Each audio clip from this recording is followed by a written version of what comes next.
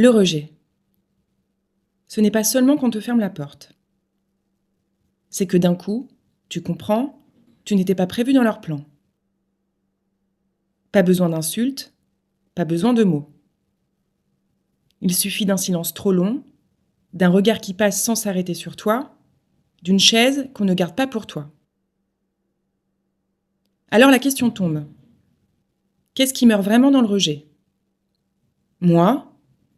Ou l'illusion que j'étais désirée, que je comptais ?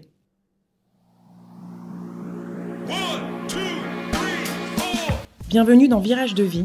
Ici, on traverse ensemble ces zones sans carte, où les anciennes versions de nous s'effacent, et les nouvelles n'ont pas encore de visage. Moi, c'est Noémie, et aujourd'hui, je veux te parler du rejet. On croit que le rejet enlève une place, mais parfois, il enlève une prison. Ce qui s'écroule, c'est l'histoire où tu devais correspondre. C'est le scénario où tu ne pouvais être aimé qu'à condition de plaire. Alors oui, ça fait mal, mais ça arrache les mensonges qui te tenaient collé à leurs attentes. Et si le rejet n'était pas la preuve que tu n'avais pas de valeur, mais la preuve que ta valeur ne rentre pas dans leur mesure.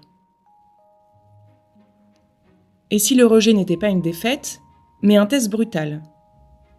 Est-ce que tu existes encore quand personne ne t'accueille ? Est-ce que tu continues de te battre quand aucun cercle ne te réclame ? Est-ce que tu tiens debout, seul face au vide, sans preuve ? Et si le rejet n'était pas l'endroit où tu te perds, mais l'endroit où tu deviens inappropriable ? Et si ce qu'on appelle rejet, c'était le moment exact où tombe l'équation « être accepté égale avoir une existence ». Et si le rejet n'était pas un dehors, mais le seul lieu où tu peux bâtir ton dedans ?